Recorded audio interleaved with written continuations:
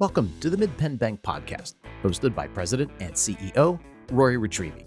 In this episode, Rory is joined by Josh Kesler, a Harrisburg area businessman and restaurateur. Here's the conversation.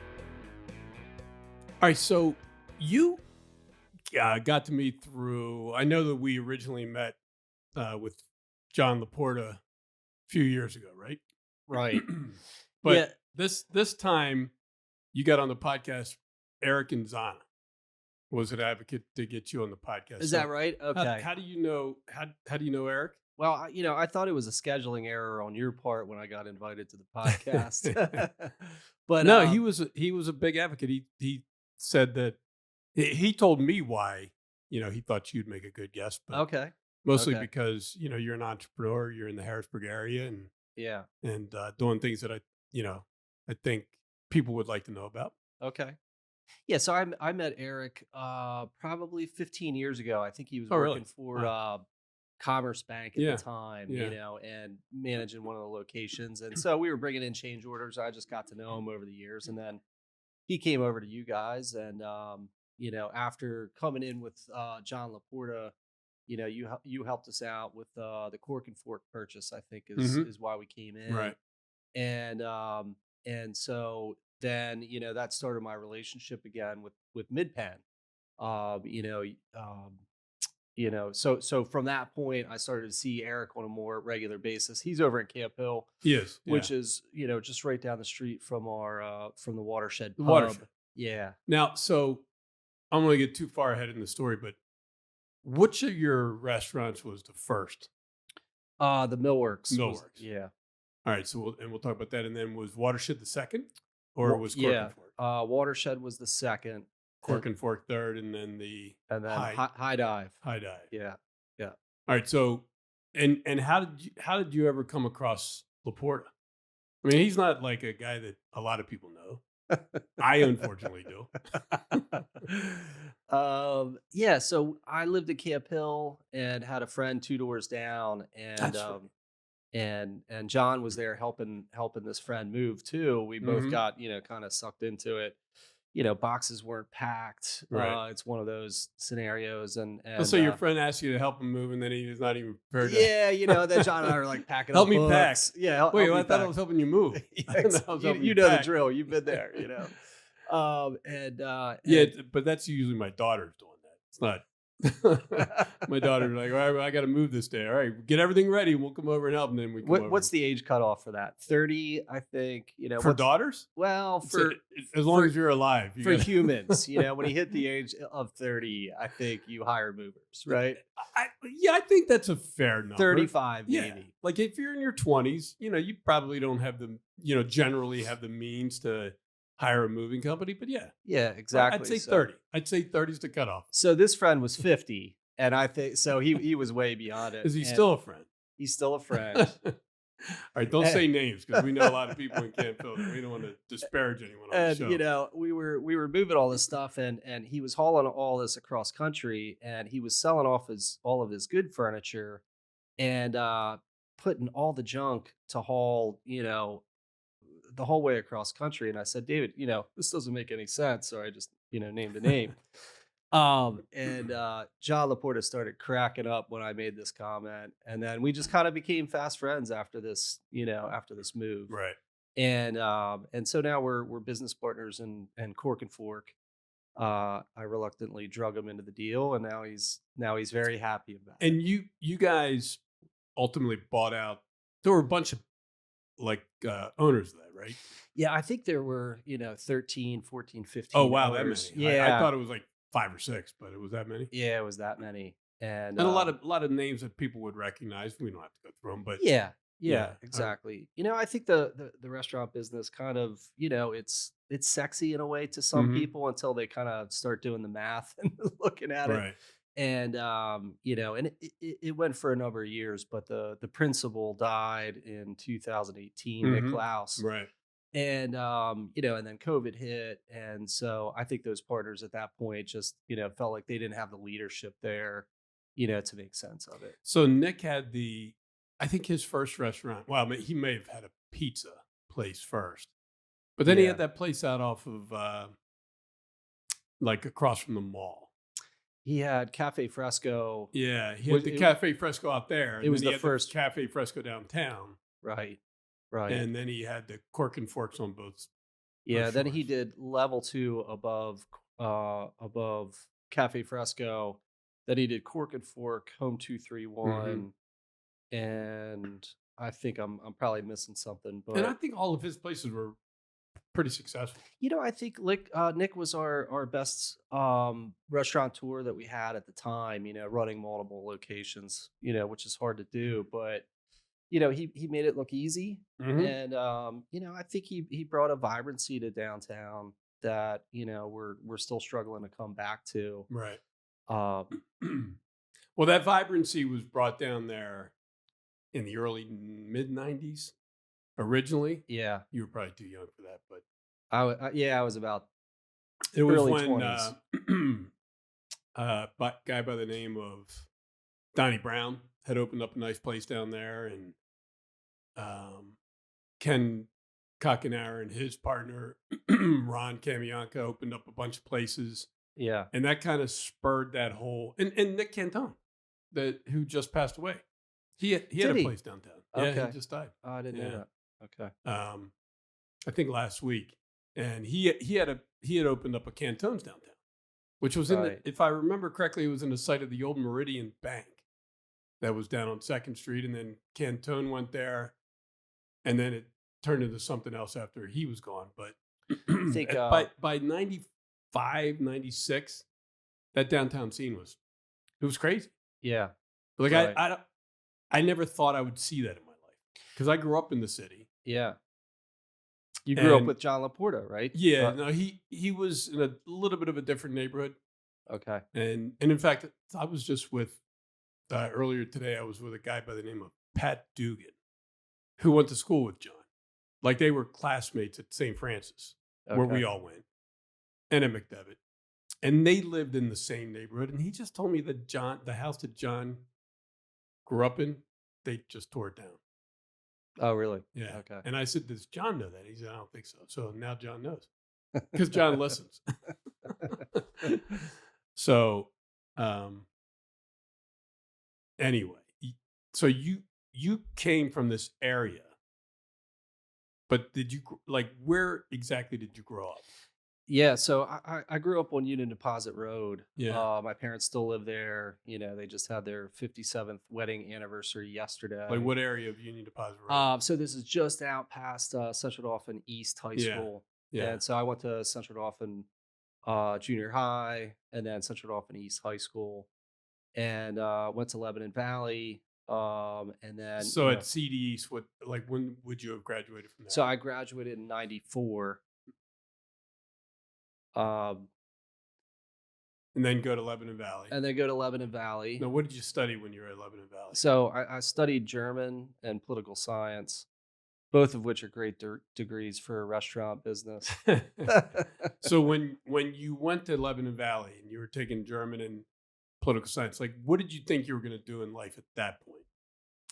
Well, I'm a musician, so I was like playing in bands on the side, and that was kind of my my main focus. So when I graduated college, I thought I was going to be a rock star, and went for a couple years, working some odd jobs here and there, and then had a baby, and slowly the window of the dream of a musician and reality start to come together, and so to answer the question, I didn't really have a good idea other than music coming out of college. Right.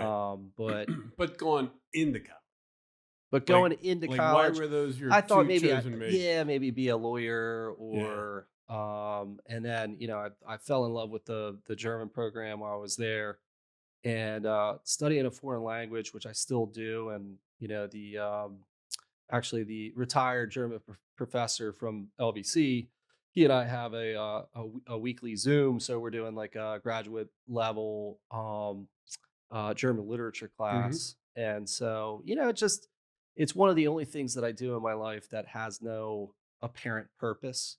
When we work and we have a lot of tasks and exercise and all these things have a purpose, but studying German just feels like something just for me. Mhm. so I still do that. And I just wanted to travel and learn, and so there wasn't a direct path for sure, to what I'm doing Right. now. So what was the stopover after you get out of college? Because if you have a degree in German and a degree in political science, Hmm. and you went to a college like Lebanon Valley, like turning that into a career in restaurants would probably be a little bit difficult. So there had to be something in between. What'd you do Yeah. when you first? So I came out of college and I started teaching at the Harrisburg Academy. Mm. I taught history and political science and German there. I made it about Was two. that like high school level at That the was academy, or was it? Yeah, that was high school Yeah. level. And a lot of great kids, but I was still a kid myself. I mean, I was only 22 years old. Hmm. So by 23, 24, I'm starting to get itchy feet. And then I saved up enough money and I just started traveling. And obviously you run out of money eventually. Uh, Were wound you up still doing were you doing bands on the weekend? I was still doing bands, Yeah. still playing in bands, and made it up to Alaska with a friend, and we worked on a fishing boat, like a salmon fishing Hmm. boat, for a couple months, and just kind of drifted around for 2 or 3 years, trying to find what it is that I wanted to do. Write the great American novel, uh, you know, write a hit single, something. But it's weird how life just kind of slowly drifts into its own path, Hmm. without looking too hard. So, um, I came back to Harrisburg after being gone for a while, and had a baby. And at the time, I was working for some real estate guys, painting, doing odds and ends, and I saw what they were doing. They were buying houses and flipping them. Hmm. They were buying them at sheriff sales and Now, tax sales. what period of time is this? So I'm about 25 years old at this Yeah. point. And so is that in the early 2000s? This is early Yeah. 2000s. Yeah. Yep. And so I saw what they were doing, and I'm thinking, wow, they're really making a lot of money. They're not working for somebody else. Hmm. I haven't had W-2 income since the Harrisburg Academy. So that was really attractive to me, to not have a conventional type job. And I saw these guys were making money. And And that at that time it was a lot easier to make money in that business because of like people don't realize remember this now, but because of subprime lending. Because yeah, subprime lending inflated the value of all real estate, all residential real estate. yeah, And so people started, figuring out this whole, if I can buy that property, you know, put a little bit into it, I could sell it for a ton of money, yeah, because yeah. property values for, good properties were skyrocketing. And I came into it right at that time. So that, the early 2000s, I think it popped by Hmm. 2008, Yeah. seven. It was kind of, you could kind of see it happen. But to your point, in the city, that price inflation in real estate was really It's incredible. great. Incredible. And, Um, and anyone could get a loan at that time. Every bank, every bank in the area was lending, people money for real estate that didn't really have any experience in real estate development or real estate acquisitions, but and it worked for a lot, and then sometimes it didn't work. homeowners too. I bought and sold my first house to a couple that I don't think they had a job. Hmm. And somehow they were able to get a loan for $50,000. It wasn't a lot at the time, but you start seeing what's going on around, and you think, this doesn't seem right. Right. Are we in that age now? With real estate, from your perspective of seeing price inflation in the real estate market, in the local real estate market, in a way feels similar now to what it did then. What's the difference between the price inflation we're seeing now versus what we did I think that in those there days? were two different factors contributing to the price inflation. Then there was just so much demand because banks were because of subprime. Banks were making loans, not just banks, by the way. financial institutions were making loans to people who in other times just wouldn't warrant that loan being made to them. Mm-hmm. And they were going out and buying real estate. So there were way more buyers, and that pushed all prices up. Today, Okay. I think the prices are almost the exact opposite because materials have been inflated so much over the past 5, 6, 7 years. And there's not as much new product being built. So there's still housing shortages in a lot of areas. So when you've got the same number of people demanding fewer homes, then prices go up. So it's just a matter of, supply and demand.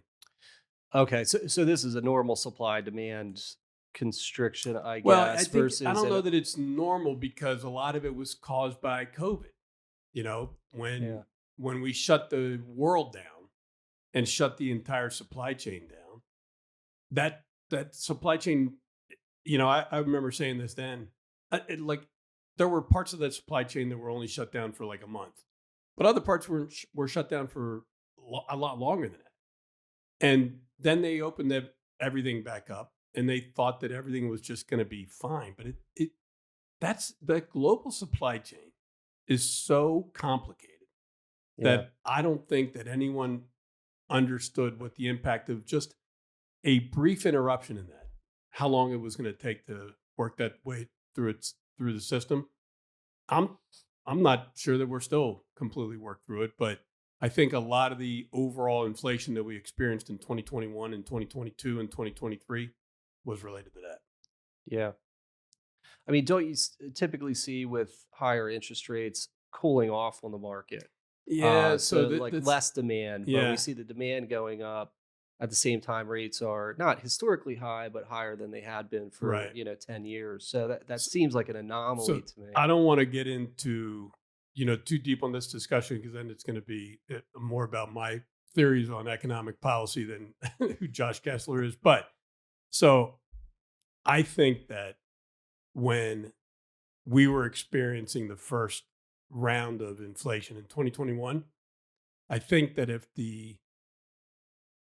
Federal Reserve would have realized that inflation wasn't like the normal inflation. The normal inflation was, every other time in history was more about the economy overheating and prices going up and then them raising interest rates to calm things down so that prices come back down. Mm-hmm. But I don't think that was that type of inflation. So in other words, I'm saying that previous inflation was demand-driven inflation. This was supply-driven inflation. So I don't think that increasing interest rates really did that much to blunt the impact of the inflation because it was happening because of that interruption to the supply chain. So, right. I think that what they should have done in 2021 instead of, it's temporary, it's transitory, it's, this, that, if they would have started increasing interest rates by like 25 basis points every meeting just to see if it was having any impact, but they didn't do that. They ignored inflation all throughout 2021 and most of 2022. And then in the fall of 2022, they started raising rates, like desperately raising rates. And they increased interest rates 550 basis points in 10 months, which that did an equal amount of damage to balance sheets and financial institutions and the whole world. So, I think things seem like they're starting to move in a, better. Now we're Like normal out, you mean? Sort of this. See, the thing that people don't realize, we're not going back to those pre-2021 prices. Right. Like that takes deflation. That ain't going to happen. Right. But the rate of increase is slowing. And it's, I think, under 3, a little bit under 3, maybe around 2. And 2 is like the number that the Fed tries to manage to. So that's why they're starting to reduce rates, but they're only reducing them by a quarter point at a time. And even with this last one, it was considered a hawkish decrease because when they decreased, the Fed chair said, this might be it. Because we're not sure that it's so, that's all wonky, long and involved. Yeah, I like my it, very simple viewpoint of it, And I'm not pointing fingers at anyone and saying anyone, like, I just think that if they would have recognized that maybe that inflation that we were experiencing in 21 and 22 wasn't the same type of inflation that we've experienced in the past. So maybe a little bit too late to really head it off. Yeah. And It was going and to then happen no matter what, Josh. I don't care what interest rates were. They could have taken the interest rates to 10, 15%. It wasn't going to. In fact, I think to a certain extent, some of that increase may have exacerbated the issue because when you're a company, you have several businesses. If you're a company, now we had a lot of different types of inflation since COVID. One was labor inflation, right? right. I mean, pre-COVID, I don't know what the national minimum wage was, but after COVID, it was what, 15, like $15 an hour. Not Yeah. that was the national That minimum wage, but there's no way you can pay someone less than $15 an hour now. Yeah, in those 2 years we went up $4 an hour on average, per Yeah, employee. So, exactly. So at you've got labor inflation, yeah, right? As a business, you're dealing with that. And you've got materials inflation because of the supply chain interruptions, you know, whether those resources were oil or gas or wood or whatever, hmm like to just power your business. hmm Those costs went up. And the one thing that was relatively stable for a while was your credit cost, but then that went up. So sooner right, or later, like you keep tagging businesses and say, your labor costs are up, your resource costs are up, now your credit costs are up. What are they going to do? Sooner or later, they're going to pass on those increased costs to their customers, which is inflationary. right, right. So Yeah, yeah, some and smarter people than me, you know, can figure all this stuff out. It's just my simple way of looking at stuff. yeah, but it has on the ground impact. I think for Absolutely, it has on the ground impact. local businesses Hmm. development. I've been really focused on Midtown Harrisburg. Around So around the so why millworks. is it? So let's get back to the Josh Kessler story. So you're teaching at the academy, then you start into the real estate business, and you're buying and selling, buying, fixing up, what people would call flipping, right? Right, And you're doing pretty well with that. Then right. how do you go from that to deciding that you want to go into the restaurant business? Yeah, so luckily right around that 2008, 2009 mark, I liquidated, everything that all of my Good, inventory, good for you. could kind of At a see it high, coming like kind of at a high. at the high Right. mark. Good. I had really knowledgeable friends that, could kind of see what was happening Hmm. and just got rid of the inventory essentially. And I got left with, a couple things that I didn't really want. But so I liquidated the portfolio essentially, and my kids were really young, So and how many kids do you I have have now? three. I Yeah. have three kids. Oldest is 20, 21. So I knew that I didn't want to be done. Wanted a project I could dig my teeth into. And something that kind of brought all of my life experience together, on the art side, music, creative side to it. And there was a building next to the Broad Street Market. Same friend who I was moving, by the way, had before he moved, he was trying to do his own business, an architectural business. And I said, if you could find the right guy to buy that building next to the Broad Street Market, you could have a great project and have a good client. So I drove him up to the building. I said, "Here it is. I mean, if somebody had the vision to do something in this building, Hmm. I think it could really work." Little did I know that it was going to be me. Was the dreamer. So I pulled it together. A lot of challenges in that for sure. What was Um, it? What was it last in that building? so it was the Stokes Millworks, and they did laminate trim. Hmm. It was a wood processing shop.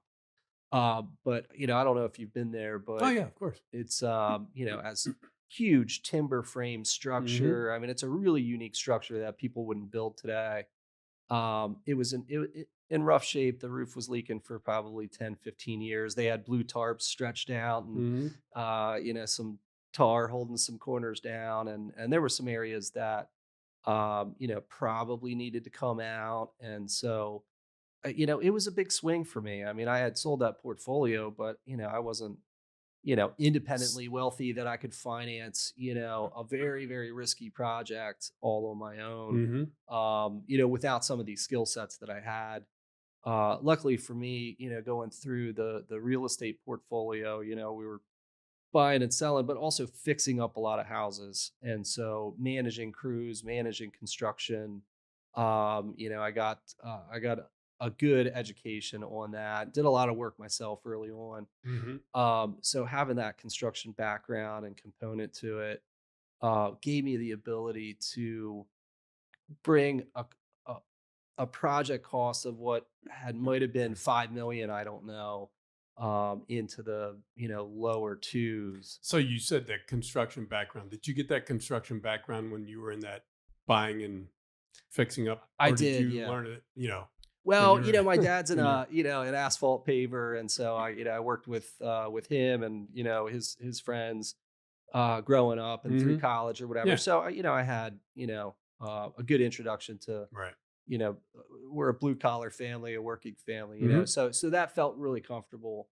To this day, I feel kind of at home with construction guys and in that field. So that background really helped me. By the time I got to Millworks, I was able to bring together all these experiences that I had had. So I Um, assume that you got a pretty good price on the purchase price, but you probably had to put a lot of money into it. Well, I got it on sales agreement from the owner because it wasn't a financeable project. At that point, the roof was coming down. I don't think you would look at it very favorably. So I bought it on sales agreement. He financed me until I got enough of the improvements done with my cash that it looked like something. Something that was a leverageable asset. So I kind of did it in stages there. And then once I got it to that point, then I was able to finance, pay him off, and then finish the project. Um, you know, the concept of so we have 40 artist studios in the building. So on one side, for listeners that haven't been to Millworks, there's an art component and a food component and a brewery component. So we have a restaurant on the one side, we have a brewery in the back, and the one side of the building has about 23 artist studios Really? that independent artists work out of. Some of them share studios. Right now, we have 40 artists working at Millworks. So working on the building originally, I said, okay, to get this concept off the ground, great. You're going to have all these artist studios. Do you have artists? And my sister knew someone named Tara Chicky, and she became the art director and is still there at Millworks. She leased out the whole building, all the artist studios, while we had dirt floors in the middle of construction. And it takes artists to have some vision of what something could look like after the fact. And she did a really impressive job and pre-rented these studios that weren't finished. So that created a pro forma for me that was to some degree reliable enough that we could look at the whole project and have some confidence to get to the finish line. So you have 23 different artists renting those studios, Right. and are they display studios, or are they do they work there? It's a mix of both. We have some painters, we have some sculptors, mixed media. So a lot of people work But is that and where create. they're actually creating there? they're and then creating are they there. displaying. Can you go there and buy their stuff? And you could go, you could buy their stuff in their studio Yeah. or in our general gallery. You have a gallery down below. So Scott, I saw that you shook your head when he was talking about the Millworks. Did you know that part of it? I mean, I've been to the restaurant several times, but Well, yes. My wife and I like to go there and browse the general gallery and then go have some dinner. yeah, nice. Yeah. Was So that was that a concept? Did you? well, yeah, it was a total concept, but Yeah. I'm so interested that you've been down once or twice or a couple Yeah, it times, was but always for lunch, not for dinner. okay, I've never been down for dinner. but never really picked up on the art side. I That I it didn't didn't it because didn't I was in register. and had a business meeting and out. Okay, okay. So Yeah, so as you walk in on the right-hand side, there's about 4,000 square feet that's dedicated to the artist. nice, And I think it's been a major part of our longevity. We just celebrated our 10-year anniversary, nice. which is in restaurant years, kind of like dog years. Hmm. It's a long time. And I think the uniqueness of that concept of having the art as part of it, I think was a big driver. And the restaurant, is it farm to table? Farm to table, Yeah. yeah. Yeah. So how many different farms are you getting stuff from? It goes up and down. I think right now we're probably at about 15. Hmm. Uh, All local. all local. Yeah. Yeah. COVID had a major impact on local farming. I always thought music was the riskiest thing that I've ever done until I got into the restaurant business. And then I started farming a little bit. My wife and I bought a farm down in York County, and we raised some pigs and some Really? chickens and eggs, and we were living the brand, as someone said to me. And as I'm doing the math on chicken feed and hog feed and all this stuff, those margins are really, really small. These small farmers are passion people. They do it because they believe in it. And coming out of COVID, the cost of their feed, the price pressures that they were under, we lost a lot of our suppliers through Hmm. COVID, unfortunately. And I'm seeing some of them kind of come back online.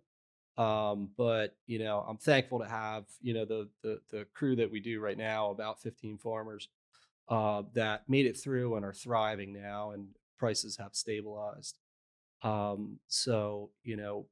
At this point, after our 10-year mark, I think we were up over $3 million of local purchases over those 10 years. Mm. Wow. Which obviously, comes from the demand of our local consumer, valuing that as a product, believing that has impact environmentally, impact economically, locally. Our customer base has been very, very supportive of what we're doing.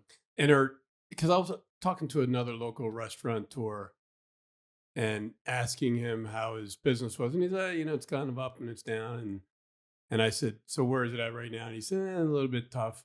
And I said, is it because people aren't coming? He, no, that's not that. It's costs.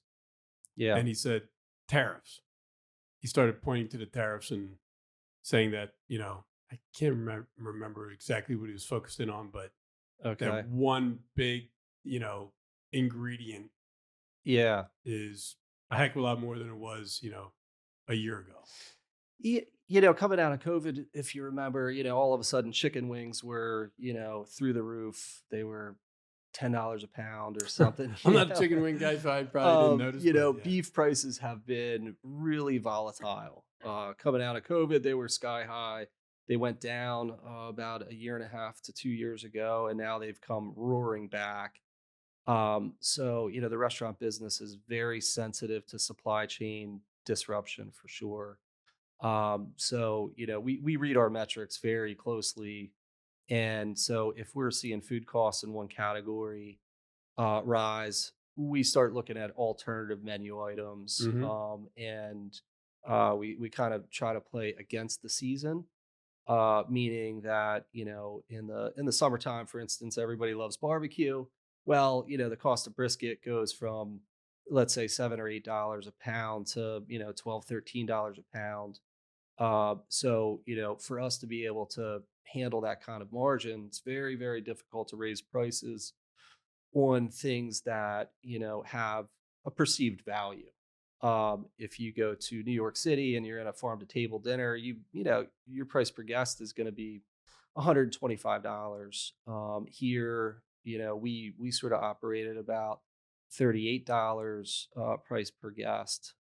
So, as we see those price increases, price fluctuations, we have to be creative on our side, on our team side, to say, okay, well, maybe we're going to run brisket, through the winter months when there's lower demand for it and prices come down. We also have to be, flexible with our farmers, when they're producing items, when they're not. Um, so, we can be deluged with products, which we are in, June, July, August. Then we have to kind of plan for that winter. What does winter look like? And so there's a lot of variables to it for Yeah. sure.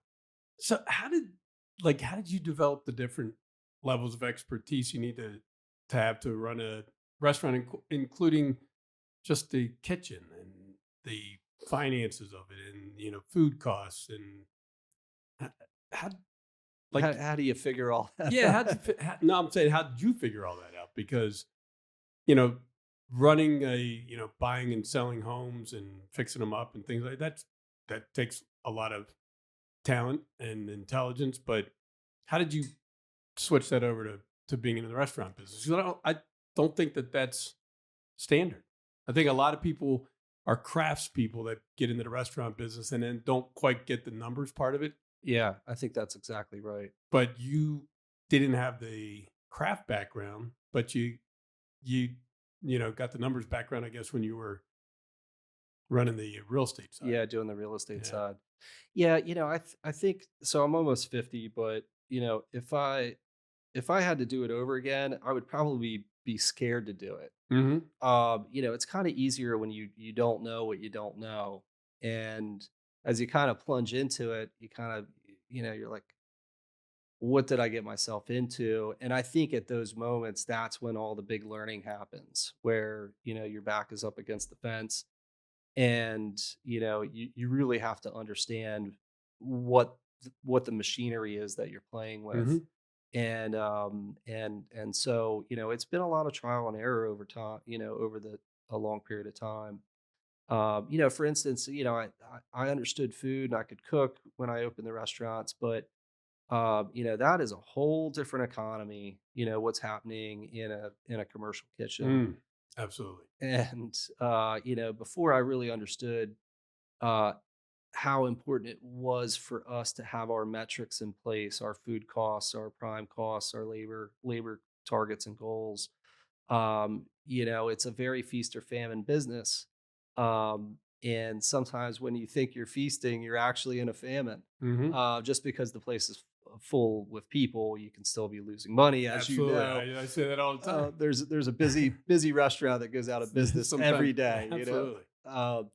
So early on, it was trying to understand what some of those fluctuations were, how to harvest what we needed to in the bigger in the better times to help carry us through, which you're inevitably going to have some slow periods.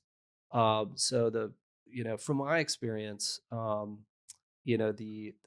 yearly cycles are predictable, and like we always know we have a horrible first quarter. Coming out of the holidays, this business just goes off the cliff. From my experience in the restaurants that I'm running at the moment.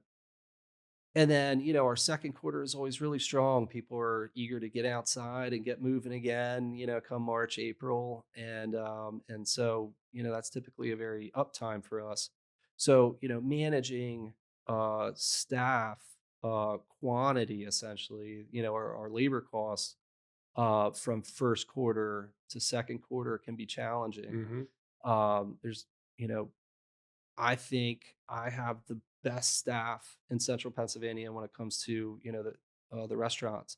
These are hardworking, caring people, and so when you have a downturn in a first quarter where you're going to be sucking wind for 6 weeks, what do you do?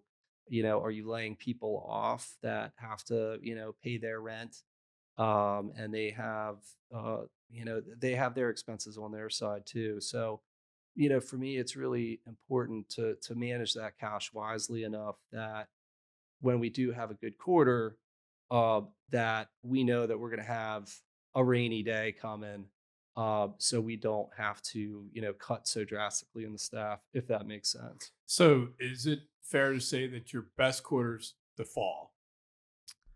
The fall is also very weak for us. Really? Yeah, yeah. So coming out of Labor Day to now, it starts to pick up again. But there's Yeah. there's a guaranteed about 6 weeks where school starts again. Football games are happening. I don't know exactly why the birds flock the way they do, but Hmm. but it seems to be a trend over the last 10 years. So the November and December, you're probably Those are great months. great months. Those are great And then you months. go into your probably two worst months with January and February. Yeah. March Uh, and April pick it up a little bit, and then yeah, Valentine's Day kind of is the start of the season again. People come out. It's a little trickle in, trickle out until mid March, and then from March, for us the whole way through August is always the best part of the year for us. so does the culture of each restaurant are they similar? Are you? I just wanted to that turning point. You ever go there? No, It's a breakfast and lunch place. okay, in Camp Hill, Yeah, it's in the old Denny's, okay, and I think it's a Denny's or Friendlies, Friendly's. I'm sorry, the old Friendly's, Friendlies on yeah, the Friendly's, yeah. on the Not- bypass there, and they I think they tore that down, right? built something in its place, and I was kind of trying to get a sense of the story. It's a chain, but not a. I don't think it's a huge chain.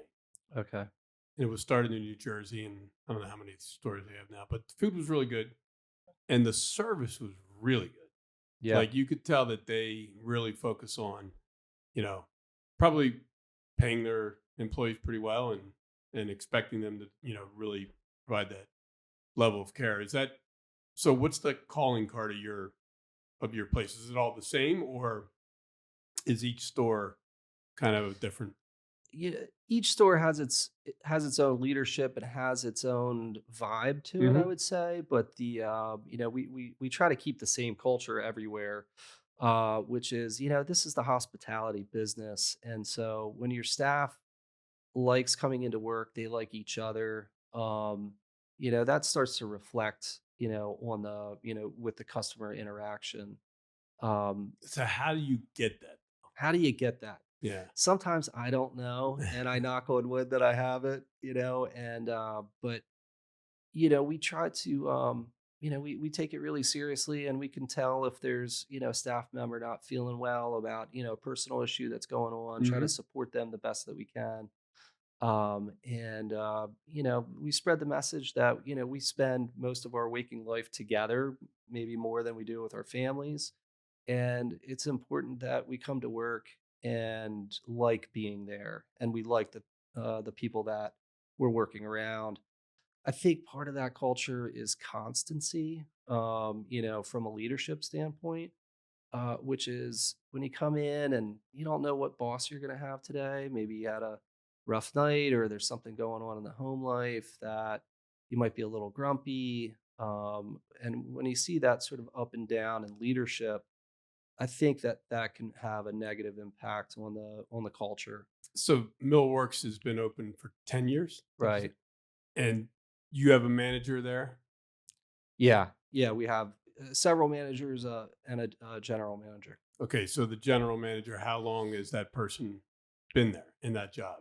She's been there in that job 3 years. Hmm. And now I have three chefs that have been there since we opened, Hmm. which And is I imagine that consistency is very important. consistency is everything. Right. There's the hospitality aspect. Did you walk in? Did you feel comfortable? Is this a safe space? Do you feel like you can enjoy Hmm. yourself? So if you accomplish that, the other thing is when the food comes out and you've been here before, is it as good as it was last Right. time? Is it what you were expecting? Is the price equal to the portion? Do you feel like it was a fair, trade? And the consistency in the food is all around the consistency of the staff. Hmm. A lot of changeover in this business, which is traditional, is really the death knell. So I do what I can on my side. Right before COVID, we rolled out a healthcare program, which is not very standard in the restaurant Hmm. industry. Offered a 401k, and we offer Oh, nice. everybody Nice. front of house as well, um, PTO, paid time off, and so they're I wouldn't say that they're perks, but it's a normalization of the restaurant working environment. These are things that you would expect if you work for Mid Penn Bank. These are not things that you always expect when you work at a restaurant. Hmm. And so trying to level that playing field as far as, is this a career? Is this somewhere that you can work for 5 or 10 years? Or is it just seen as, hey, I'm going to make the most amount of money per hour as I can, and I'm going to move on to the next place as soon as they offer me 50 cents more an hour. That's part of the challenge in the business is making sure that it's attractive enough and it feels good to the staff being there. And I'm one of the staff. I want to feel good when I'm in there. I want to like the people that I'm working with and feel like they have my back as I do them. So it's somewhat of a personal mission too, to say, "Hey, I'm working in here all the Hmm. time as well. Sure. If there's something that everybody can tell isn't quite right, and I notice it and it's affecting me, I know it's affecting them. Is this a family affair? In the business, Yeah. no, it's just me. Yeah. Your kids, you don't make your kids work there? This summer, uh, I would. yeah, they're they have mixed feelings, I think, about working in the restaurant. They don't want to be perceived as the boss's kid. The boss's kid gets his own way, is spying. It just makes them feel uncomfortable. Right. So, which I encourage them to go on their own path.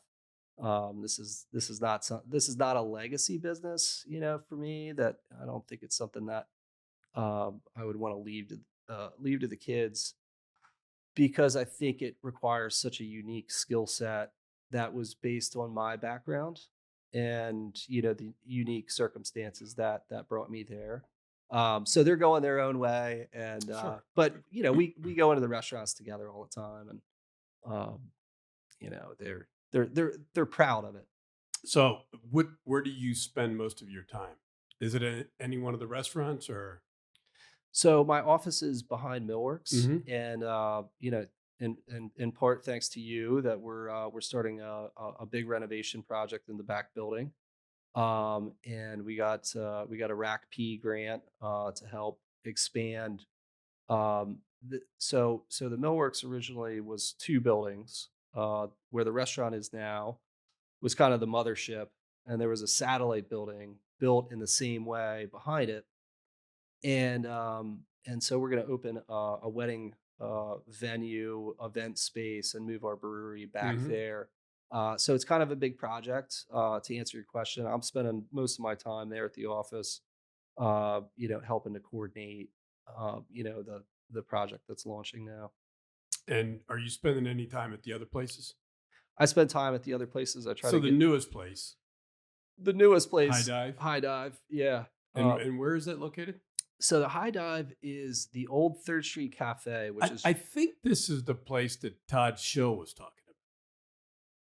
Do you think?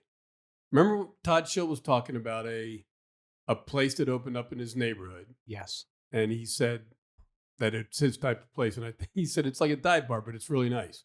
I'm pretty sure that that's it. that sounds like a good description of it. Yeah. So it was kind of it was a nuisance bar for a long time, and it's right across from the Susquehanna Arts Museum, if you know where that Yeah, is I on do. on Yeah. Third Street. And so I was reluctant to do another project, but it was such an impediment on the growth of the neighborhood Mhm. that I felt like it needed somebody like me to help come in and turn that around. So it's going well. People seem to really like it. Tell me about the vibe going in there. So I'm part owners with Tom McGrath, who Tad McGrath's Pub. different McGrath. Oh, different McGrath. Yeah. Now he's been this Tom McGrath has been in the bar business for a long time, Yeah.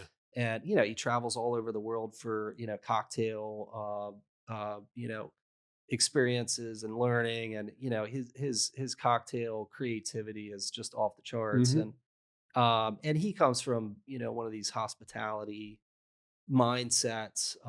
Danny Meyer, if you know that name, he's a big restaurateur in New York. Um, Wrote a couple books that are kind of the Bible in our industry, and Tom is very familiar with that type of hospitality. So he brought his own vibe to the high dive. So when you go in there, this is mostly me from a construction level, but it's mostly Tom from an experience level, from a decor standpoint, and I think it's a pretty unique Is experience. there food there? There's a menu. Hmm. It's not full dinner, Sure. but a lot of creative snacks to keep you going. Nice. And what about the watershed? So Watershed is a full menu. Hmm. We just placed in the top 100 of out of town visiting guests on TripAdvisor. So of all of TripAdvisor, Watershed scored in the top 100 uh, Of out of town visitors. of out of town visitors, Wow. which they track obviously by zip code. Hard to believe. I don't know what that metric really is, but we'll take it. It felt like a win, Well, and we're taking the win. that's got to be one of those things that feeds upon itself. You get in the top 100, then everyone who's coming here from TripAdvisor is going to say, "Well, I'm going to go there." Yeah. And I just have the greatest, the greatest chef and management over there. Hmm. We opened that right during COVID, so there was a lot of hope and expectation, in the building of it, and then COVID hit. COVID hit the month before we were going to open the doors. Mm. So you bought all your flatware, all your china, all your inventory is there, and then everything comes to a screeching halt. So we opened during COVID, and then we had to shut down a couple times. So Watershed got off to a really rocky start, and just through perseverance of the crew over there, just little by little moving the yardstick, just moving down the field, and it got to a place where it's very consistent, and it's just doing great, and the neighborhood seems to really like it. Is that And a BYO? no, it has a brewery license. Oh, really? So we use our Millworks satellite license, and so we serve Millworks beer, we serve Pennsylvania spirits and wine, which that industry has changed a lot over the last 10 Hmm. years. 10 years ago, you would have a hard time getting me to have a sip of Pennsylvania wine. Now that wine menu over at Watershed is one of my favorite of all the Really? restaurants, Wow.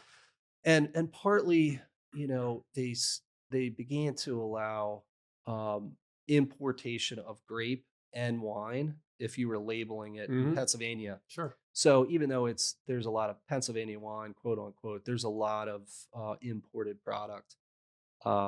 So it has a full liquor license experience while you're there. I thought Camp Hill. I didn't know that they had very many liquor licenses, if any.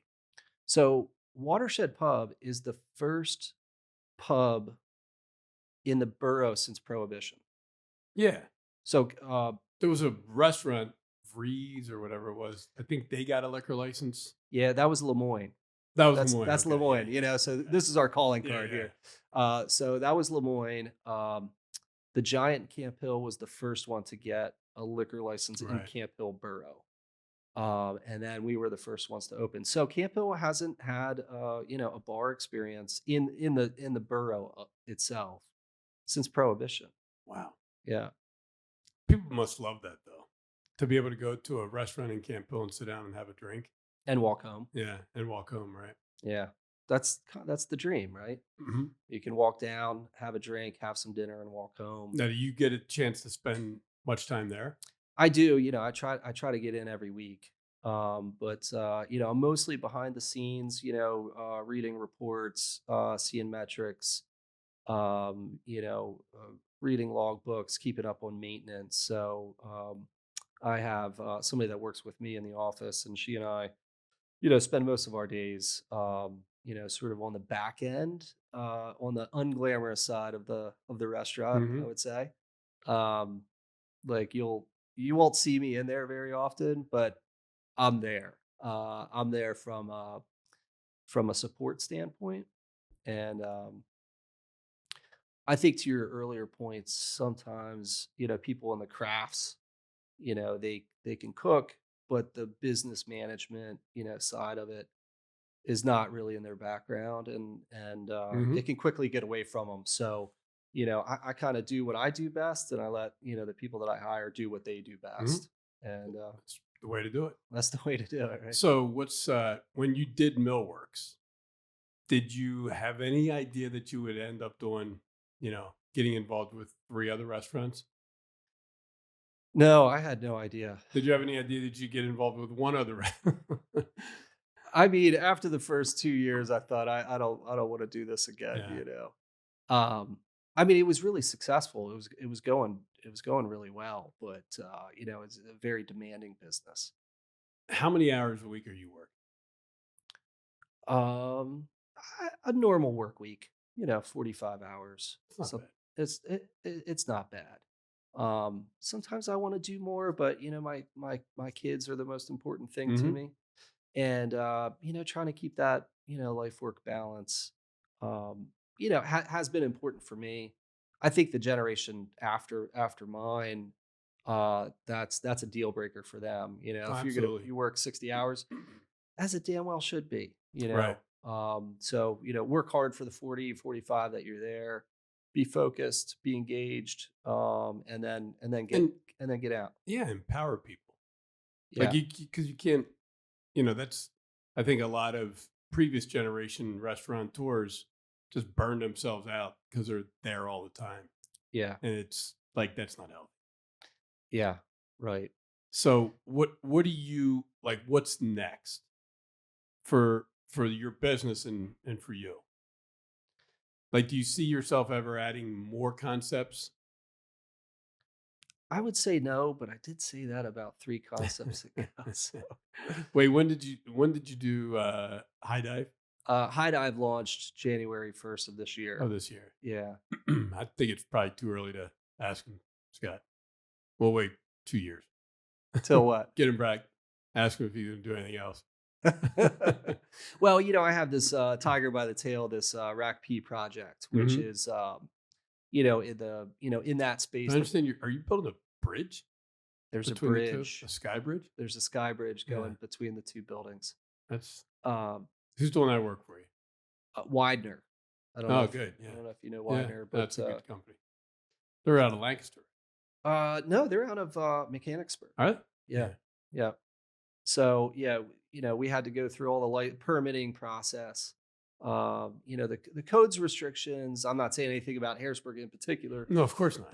but just generally speaking, the codes and engineering requirements are way higher than they were, when I started, say 20 years ago. So the amount of soft costs and planning that goes into a project is just always more intense than I remember it being. And so we're finally through all of that, and have the green light to go. So we're starting construction next month, or this month in November, and should be done by, I'm going to say, May or June. And so I'm going to focus most of my business attention on launching this. So even though it's part of the existing millworks, it's like adding a new location, Hmm. essentially. From the this is a different target. This is a different metric and a moving target for me that I haven't done before. So you moved the brewery to the other building. So Is we're that going to open up more restaurant space or? Yeah, so right now in Millworks, in the courtyard, it's an open air courtyard right in the middle of the building. And so what we're going to do, we're going to put a glass ceiling on that, and so we can use that space all year round, and then do private events in that space and kind of into where the brewery was. So we'll be able to do, weddings or functions of, I think, up to about 90 people. Nice. Where now you can't really plan that for private events because of weather. Hmm. Somebody plans their, uh, their baby shower or whatever, and it rains that day, and we don't have an alternative for them. So it's there, and then we have the bridge, the sky bridge will take you through the art galleries and back to the back building where there's about a 4,000 square foot open loft room where we'll be able to have events back there as well. Nice. So, So you have three businesses in Harrisburg, in the city, mhm, right? And mhm. one over in the West Shore. How involved are you in Harrisburg and its political climate? I mean, because you have obviously have a vested interest in, Yeah, how well Harrisburg does overall. and we have a municipal election tomorrow. Yes, we do. Um, so I try to have a good working relationship with whoever's running the city at any time. I've had a good relationship with Pappenfuss over the years, and now Wanda Williams. Hmm. So she's been helpful in some cases here. When the market burned down, which is you What know year was that? the market burned down in 23, Wow. and the market is about 40 feet away from our front door. So, I went down that night and I was up on the roof of Millworks watching the fire department put out the fire. And this thing could have hopped over to Millworks so Easily. Yeah. easily. And Shifting winds. and it's a big matchstick building, I mean it's all wood. Right. So, you know, the market came up with the idea that they wanted to have a temporary market, next to it until they got the old one rebuilt. So I own a couple parcels of land there next to the market that I gave to the city to use for free for 2.5 years. We're at the 2.5 year mark. They just started construction on the Oh, building did they? just last month Of the permanent. of the permanent Yeah. market. Yeah. Yeah. So they started demo and all the doors are off. I mean, they're working on it. So they're saying that'll be about 2 And years. who owns that market? The city of Harrisburg They owns do? it. Okay.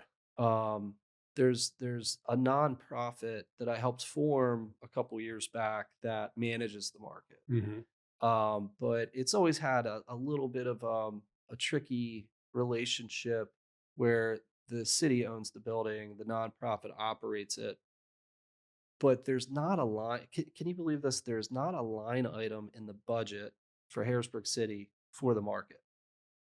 Hmm. So, for repairs on roofing or, gutters and windows and infrastructure Hmm. maintenance, there's not a line item, ongoing budget line item for the market. So that's been challenging over the years of the nonprofit running it, trying to get outside funds um, to help with it. And so I think long term, I was part of that discussion of what this current structure is, and I think it needs some adjustments. Yeah. And So I haven't been to Broad Street Market in a long time. Was it ever really a farmer's market or was it just more like a market? it, I came on the scene in 2000, say maybe 12, 2011. The market was down to about 10 vendors Hmm. total. It was in rough shape. Um, So, there were a bunch of us that helped kind of restructure the market and bring in some new vendors and try to drive it more in fresh food market. And we had a lot of success. It was fully leased before the fire happened. And that's coupled on, I think, a more national movement and interest in food. So, the market was flooded with guests and the vendors were doing great, and so it had stabilized. Then obviously the fire happened, and it lost a lot of momentum. Yeah. I think the challenge is going to be, we're going to have a 20,000 square foot brand new market. Who are the vendors? Yeah. There's a couple that have held on and they're in the temporary tent, but it's 20,000 square feet. So we're talking another 30 vendors, say, that, we, as a city will have to recruit, vet, make sure that they, have their pro formas together, that they'll be successful. So I think that's a big challenge coming is, okay, the building's going to be done. Who's in it and who's running it? And how do we make that sustainable? Do you live on the East Shore or West Shore? I live in the city. Do you ever go over to the West Shore Farmers Market? I was just there 2 days ago. Yeah. I think that's an incredible place. Yeah. Now it's owned by people, Greg and Tracy Ketra. Okay. And I think they run a fantastic business. And I think that all the vendors that are there are good, and they add vendors all the time. But the core vendors seem like they've been there forever. Yeah. That's a good place to go to. It's a good market.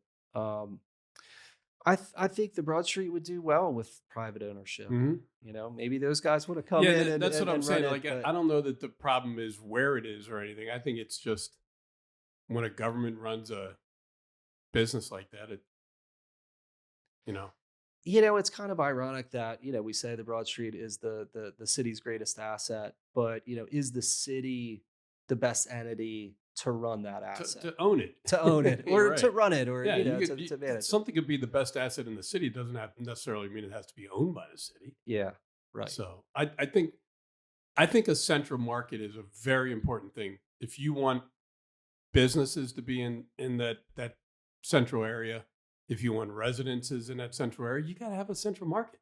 Right. Let me look at Lancaster. Right. The Lancaster market is a cornerstone of that community. Right.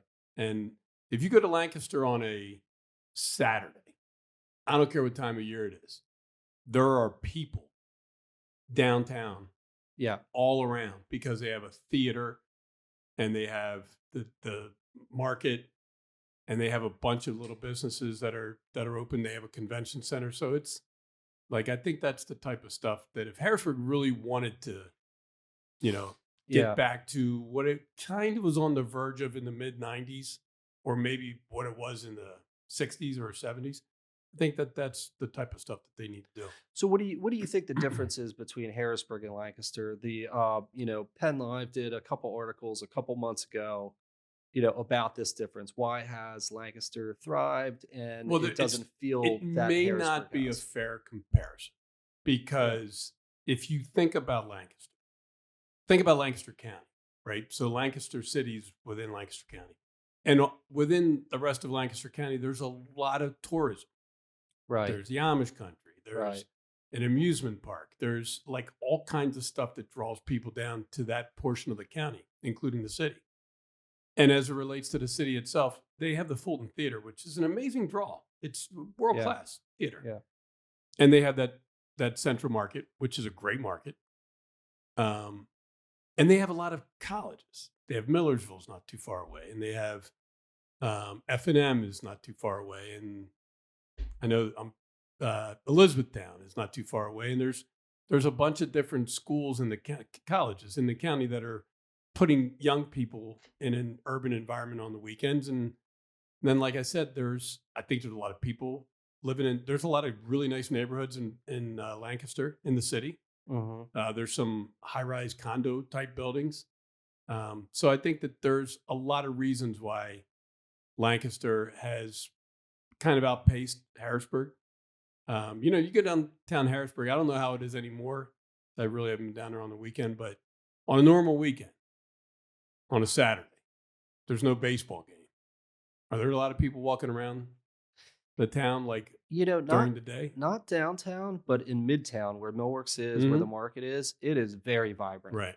And, I was just down in Lancaster maybe 2 months ago, going out for dinner, kind of walking around town. And for the first time, I thought, I might rather just be back in Midtown Harrisburg tonight. With High Dive there, Millworks going, the bookstore. where your strength is. If they have it, well, I'm there because not because of my strengths, but because of the strengths that that neighborhood offered. And so, when I look at downtown versus midtown, it feels like two different cities to me. Yeah, well, that's also fair. I think that because of people like you, because of people like Todd Schill, because he did the theater, the Midtown Theater. The cinema. Yeah, he was Okay. the guy that did that originally. He doesn't own it anymore, but he did it originally. And Gotcha. Eric Pappenfuse and his wife with the Midtown Scholar. I think Right. that's a nice draw. It's a great draw. They just had their book event, Mhm. annual book event, and I think they must have brought 10,000 people through the course of that week, Right. down to Midtown. Yeah, but they were a guest on the show a little while ago, and I've never been to the Midtown Scholar, and I feel bad about that. But I Oh, think you got to go in. I mean, what he and Kathy have done with that place is amazing. it's amazing. Yeah. So, I think Midtown has the assets. I think the city has the assets that it needs. I mean, Riverfront Park, what a great asset for a city. Midtown in particular, Absolutely. great neighborhood to live in, to work in, to be a part of. But I think Harrisburg in general has a lot of negative self-talk. Mm-hmm. And I think we talk about, how great Lancaster is, or Rittenhouse Square in Philly, and those are great places, and we love to go to them. But I think we have a tendency to sort of undersell and maybe uh, uh, just frame it negatively, the area that we live in or the city itself. Yeah. So, and I hate being part of that and I would never badmouth Harrisburg, but I grew up there. I grew up on Allison Hill. Mm-hmm. And no one wants to see the city thrive more than I do. Even though it's been a long time since I lived there. But, again, when you talk about like Rittenhouse Square and Philadelphia and what they've done around Rittenhouse Square, like my daughters live in Philadelphia and they love the King of Prussia Mall, but they're now saying, we don't need to go out to King of Prussia Mall. There's so many great high-end retail shops all around Rittenhouse. Why do you need to go out to the King of Prussia Mall? So Right. and if you go down, I think almost any Saturday in the fall, there's some type of arts fair or something going on in Rittenhouse Square, Yeah. bringing people down there. So that's the type of stuff that you have to do. And you have to, you have to make sure that people know they're safe. Yeah. That's Number one. That's our number absolutely number one. That's our number one contract with our government. Absolutely. Show up, Right. like have people have a security is like ever present and everyone feels comfortable with it. And then you just have to have stuff that brings young people down, Mm-hmm.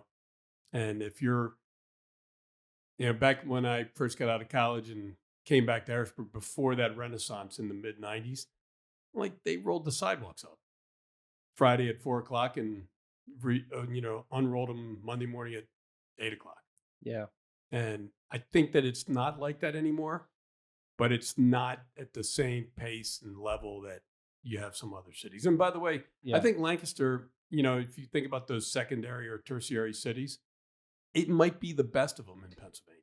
It might be the best. If you're talking about Harrisburg and Lancaster and Reading Yeah. and York, I think Lancaster might be, and someone's got to be the best. Yeah. And Bethlehem. Yeah. Bethlehem, yeah. Right. So, I mean, it gives us some models like Lancaster to aspire to, Mhm. and try to figure out, what were the right ingredients that made that stand out. We're not going to have tourism to the same degree that Lancaster County is, but No, you can't change that math. And even Yeah. though we now have Harrisburg University, which is, fantastic. Yeah, I was not a believer in that. Really? I Okay. thought the mayor was nuts when he decided to do that, but I was wrong. And I think that Harrisburg University has found the niche under Eric Dar. I think he did a really good job there. Mm-hmm. And it's a big part of the city. Mm-hmm. It really is. And they got to get the housing on track. I know that a couple people have tried, and Ralph Vartan did what he did, um, and a couple other places. But that's all important stuff. Like, get young people, to want to live there and stay there, and walk around there. Well, and that's a good point. It's part of that virtuous cycle of, do they want why do they want to live there? They want to live there because there's businesses there that support their lifestyle. Absolutely. Coffee shops, Absolutely. restaurants, theaters, Yep. museums. Um, but those businesses don't have confidence to open up if people aren't living there.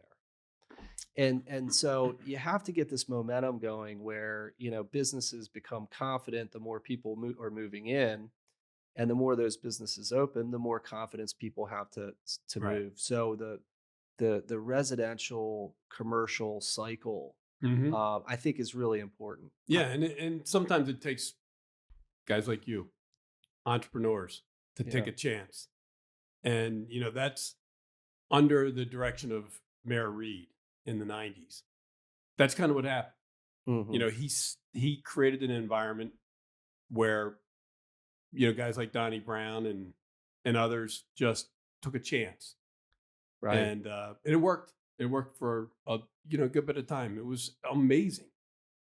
When I would go down to downtown Harrisburg in the mid '90s, and like, I don't care, Monday night, Tuesday night, Wednesday night, Thursday night, I would see, the average age of people was like 40s, and they were coming from the West Shore. Mhm. They were Right. people whose kids were maybe grown coming down there on the weekends, and I'm like, this was just amazing. It was Right. amazing that they got that done, and you know, it doesn't. It could happen again. It could happen, again, but I think what happened on Second Street there you know, was a little bit of the nightlife scene kind of slowly creeping into it. Well, it was more Where about nightlife than it was about restaurants. Like, they Well, used to call that Restaurant Row. yeah, There really weren't that many good restaurants. There were a lot there of were a good couple. bars. Yeah, There were a lot of good a bars. lot of really good bars, Yeah, and it was a fun environment. yeah. But with nightlife comes problems sometimes, and they had some problems, and that ended it. Well, Midtown where Millworks is, it's quiet by 10 o'clock.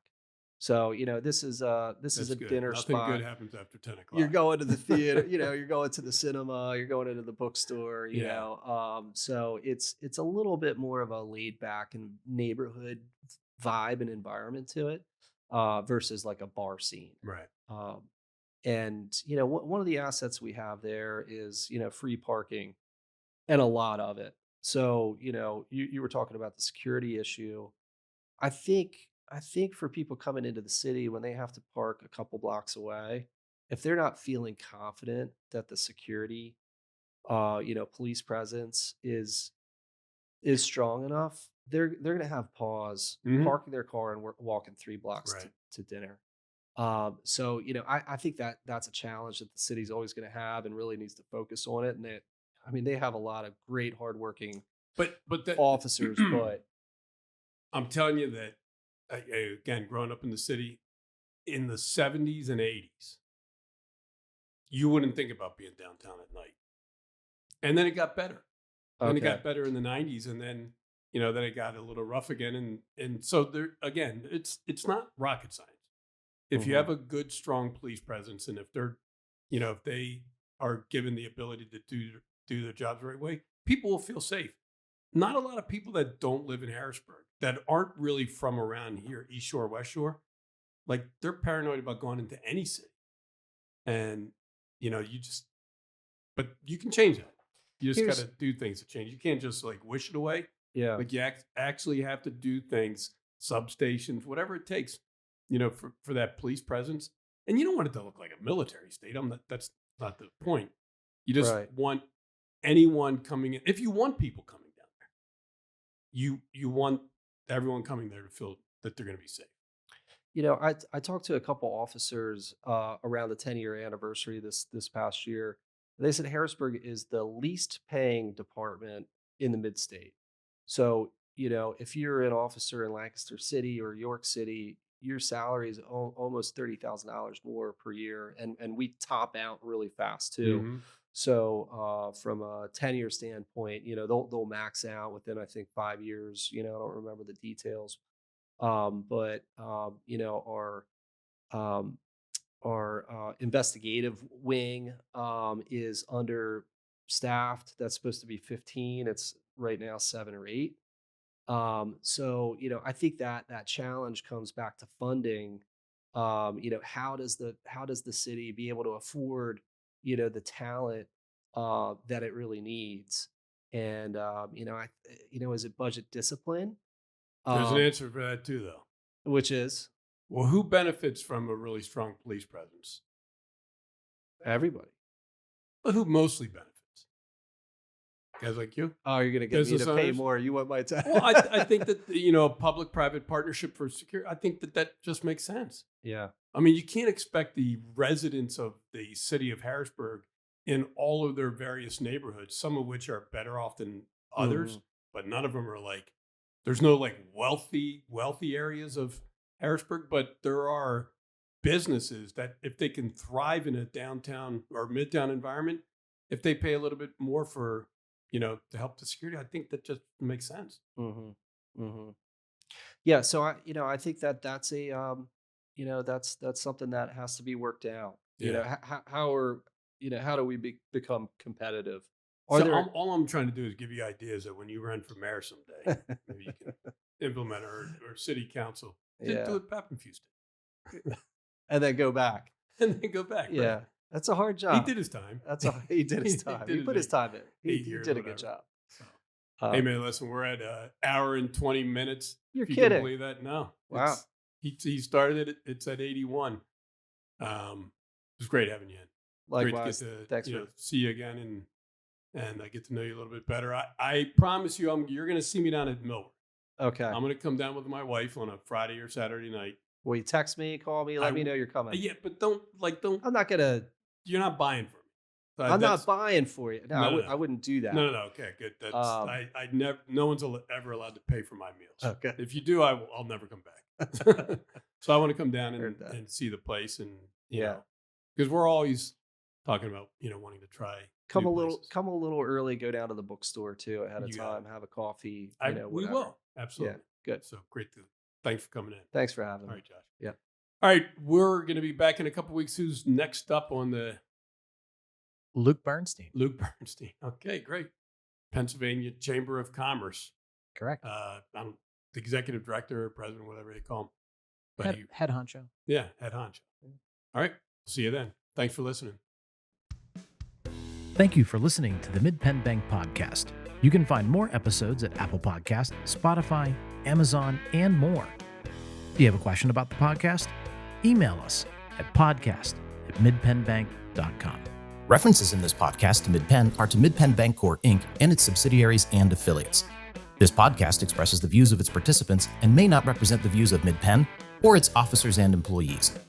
In addition, these views are subject to change without notice, and Mid-Penn has no duty or obligation to update the information contained in this podcast.